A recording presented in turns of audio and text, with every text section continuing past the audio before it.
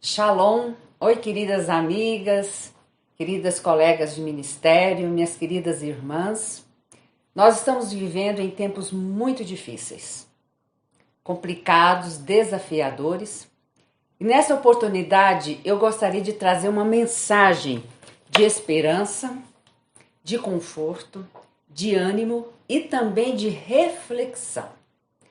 Se você tiver sua Bíblia aí perto, vamos abri-la em 1 Reis, capítulo 17, e o verso 1, que diz o seguinte: Então Elias, o tesbita dos moradores de Gileade, disse a Acabe: Tão certo como vive o Senhor, Deus de Israel, perante cuja face estou, nem orvalho, nem chuva haverá nestes anos, segundo a minha palavra.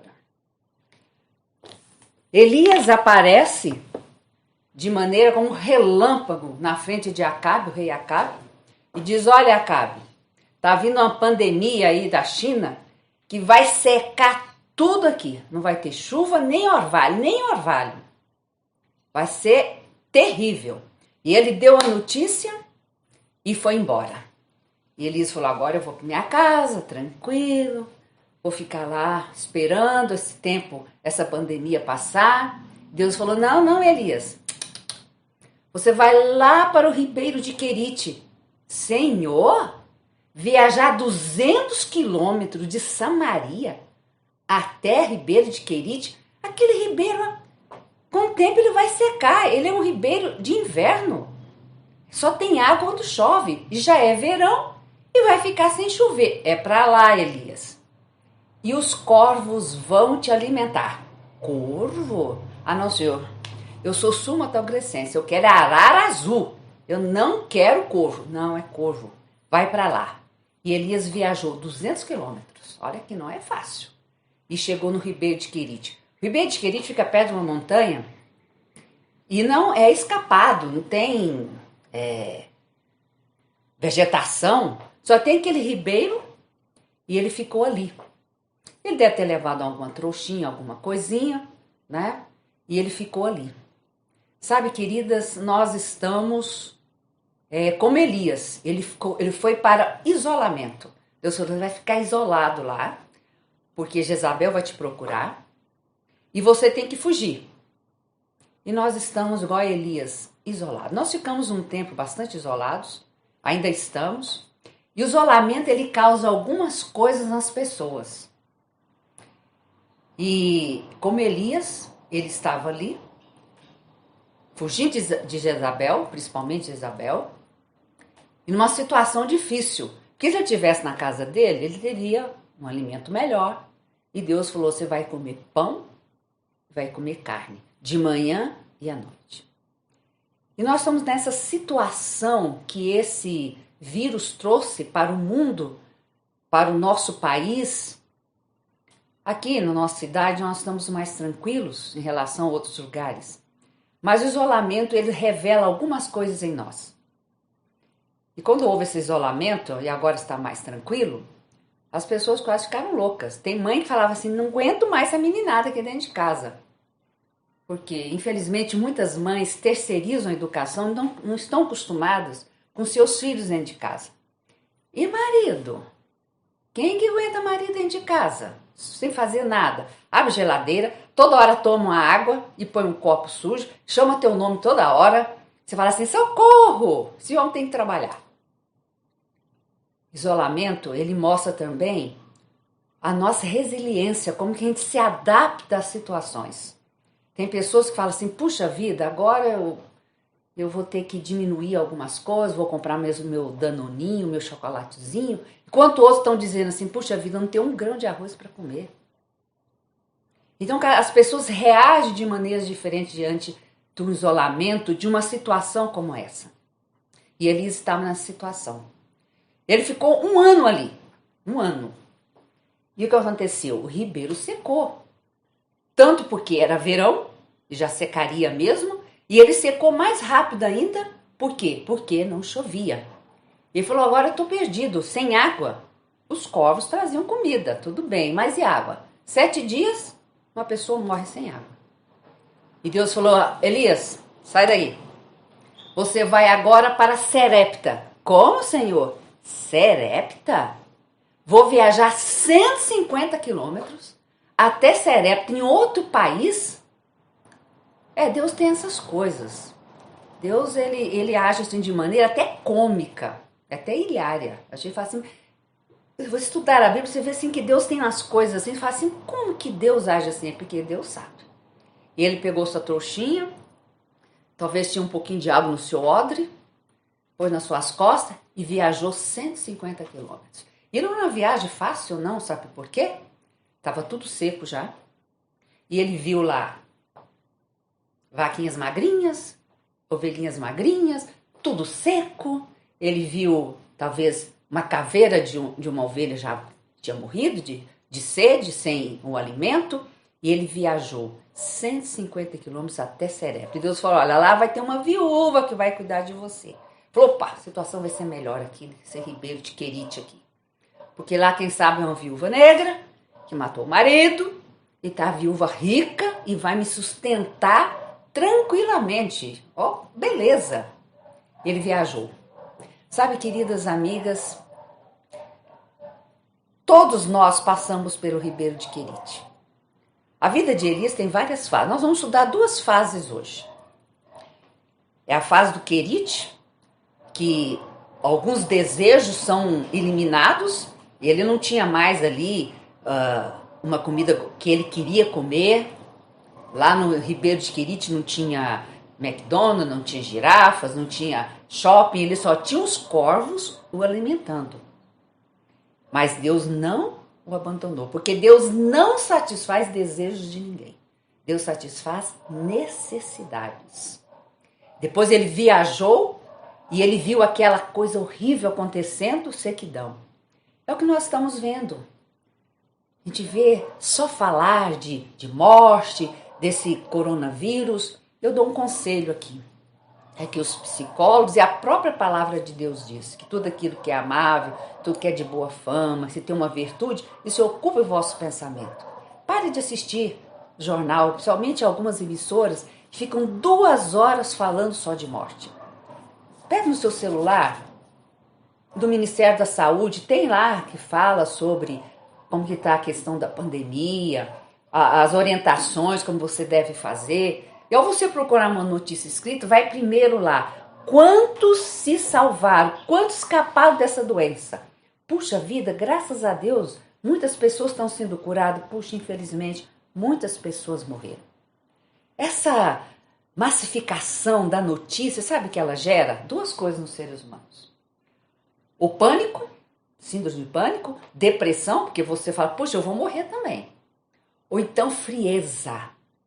A pessoa vê tanta notícia negativa que fala, tá acontecendo lá em Manaus, não tem nada a ver com isso. E você fica frio diante da miséria, do sofrimento das pessoas.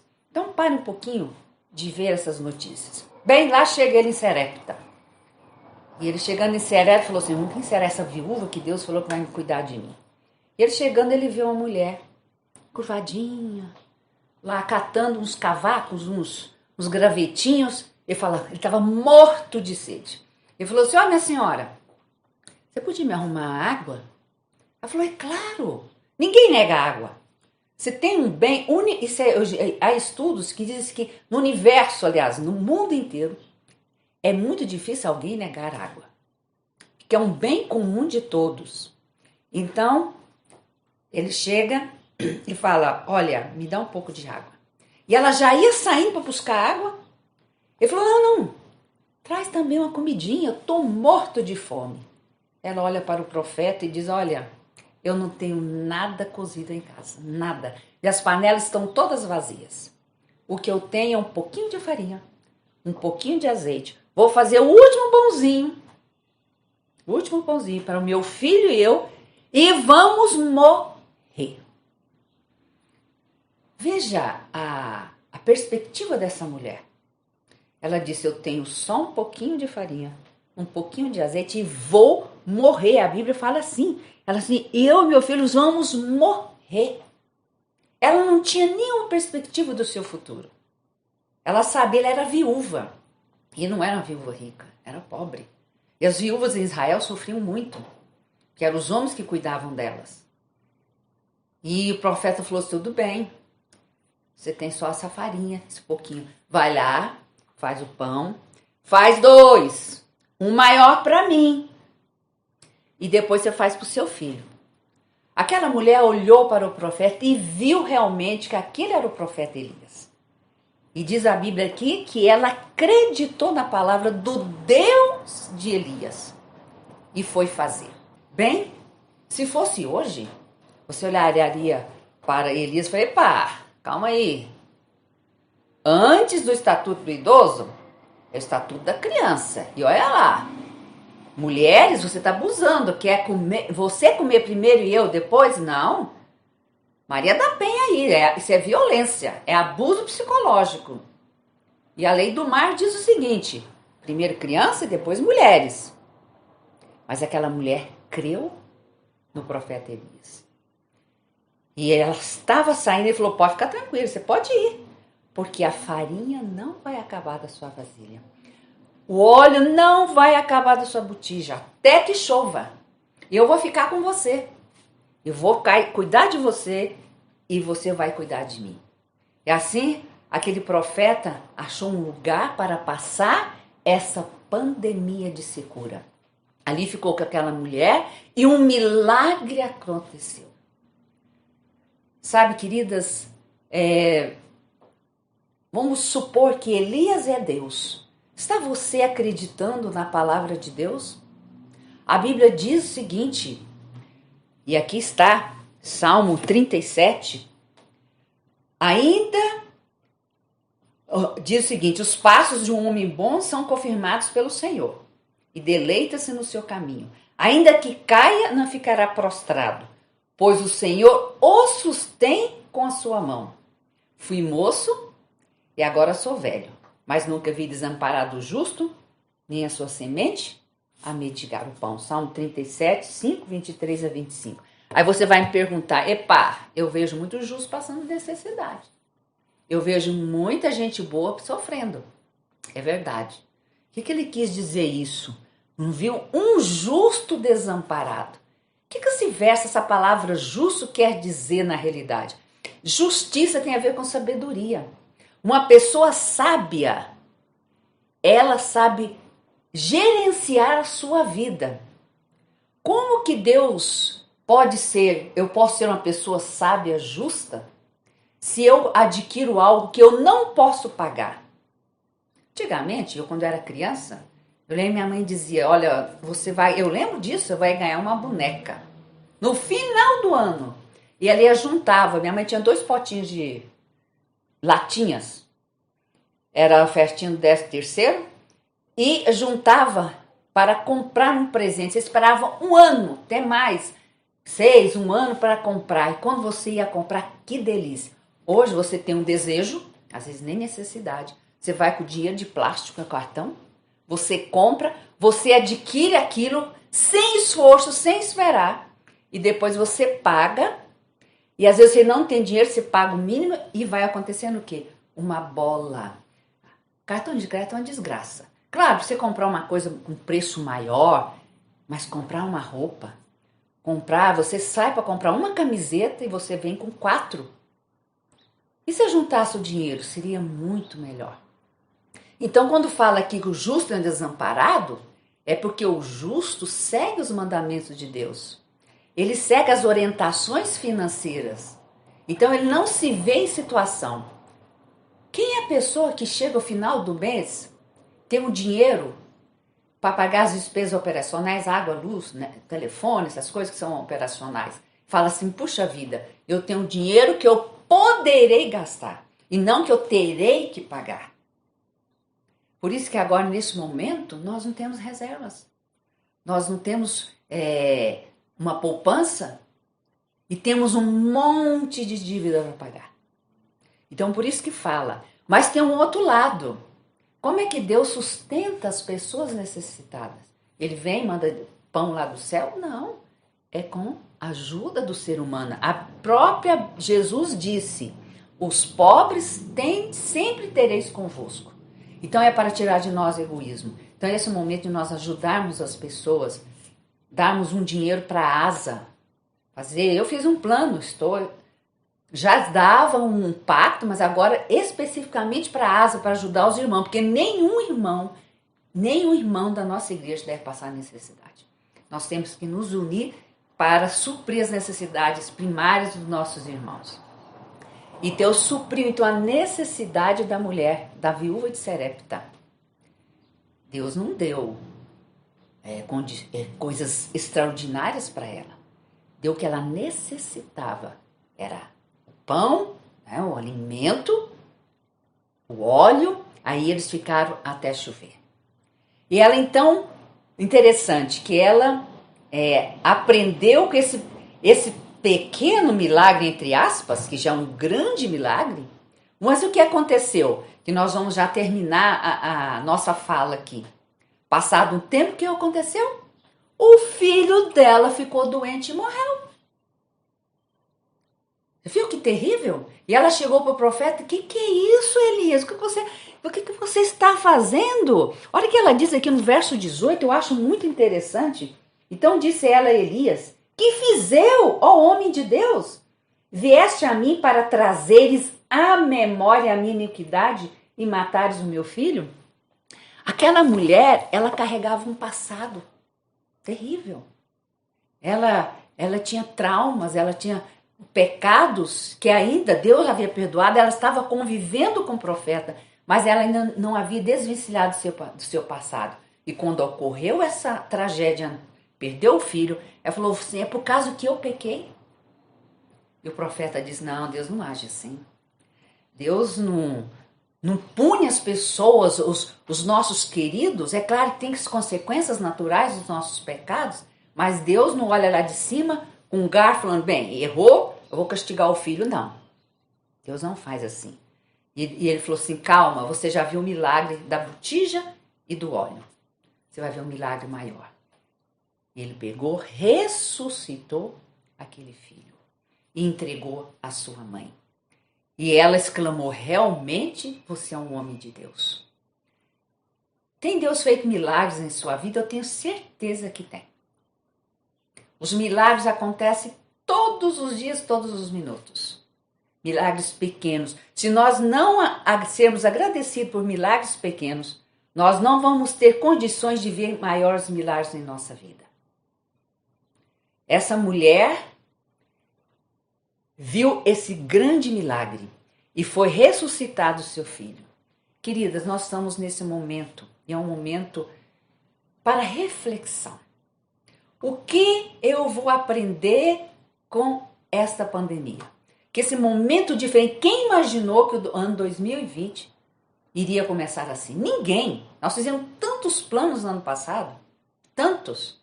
Quantos perderam emprego? Quantos estão perdendo familiares para essa doença? Quantos?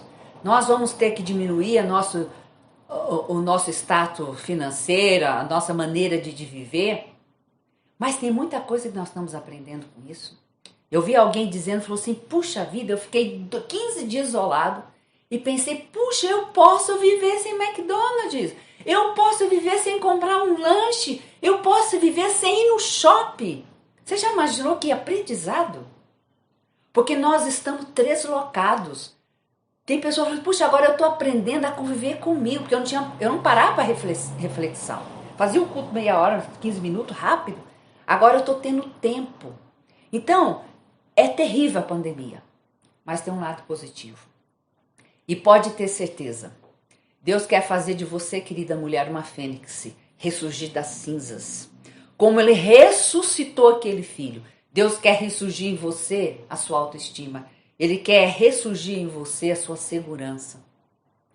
E eu termino com um verso que eu gosto muito.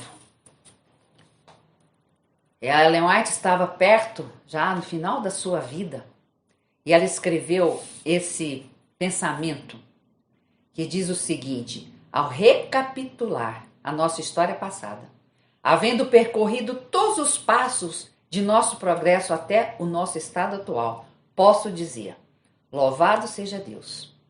Quando vejo que Deus tem executado enche-mo de quê? De admiração e de confiança na liderança de Cristo. Agora vem o pensamento, em destaque. Nada temos a recear quanto ao futuro, a menos que esqueçamos a maneira que o Senhor nos tem guiado e os ensinos que nos ministrou no passado. Tem uma mensagem mais poderosa do que essa? Nós não precisamos temer o futuro, nem o presente. E também precisamos temer o passado, que é um fantasma muitas vezes na vida de muitas pessoas. E eu termino com o pensamento ainda maior do que esse, que é da palavra de Deus, que é um pensamento que eu gosto muito. Ainda que a figueira não floresça, nem haja fruto na vide, o produto da oliveira minta, e os campos não produzem mantimentos, as ovelhas sejam arrebatadas do aprisco, e nos currais não haja gado. Todavia eu me alegrarei no Senhor, exulto no Deus da minha salvação. O Senhor Deus é a minha fortaleza, e faz os meus pés como os da corça, e me faz andar altaneiramente. Que mensagem maravilhosa desse profeta. Uma mensagem de esperança. Nem que aconteça tudo. E eu quero dizer o seguinte para você. A mulher Serepta perdeu o filho. Deus deu de novo para ela. E nós temos muitas perdas na nossa vida. E como diz o verso, se não haja mantimento, não haja frutos na vide, não importa. Deus vai ressurgir, como a fênix, nós vamos ressurgir das cinzas.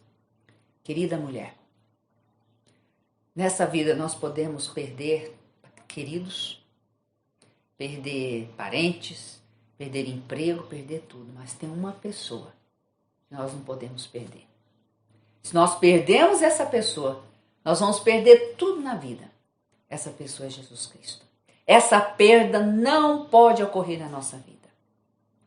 Porque, como ele mesmo disse, sem mim, nada podeis fazer.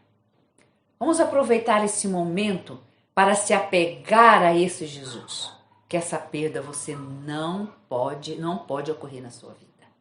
Se você perdeu o emprego, se você perdeu isso, aquilo, até perdeu alguém para o Covid, a ressurreição vai ocorrer. O emprego vai voltar, que vai. Tudo passa nessa vida, mas nós não podemos passar junto. Nós temos que passar tudo na vida com Jesus. Tudo pode se perder, mas não se perca de Jesus. Que você possa aproveitar esse momento de pandemia, esse momento de reflexão, para ter uma entrega maior. Um deverzinho de casa. Coloque num lugar assim, bem visível, esses 2 versos de Ellen White aqui. Você encontra até na internet, tem mensagens escolhidas. E esse pensamento de Abacuque, que fala e põe para você sempre ver que mesmo que aconteça qualquer coisa, se estiver com Jesus, vai dar tudo certo. Que Deus possa abençoar você, que você realmente possa ser vitoriosa neste momento tão desafiador que nós estamos passando. Que a paz do Senhor Jesus Cristo esteja com todos vocês. Amém.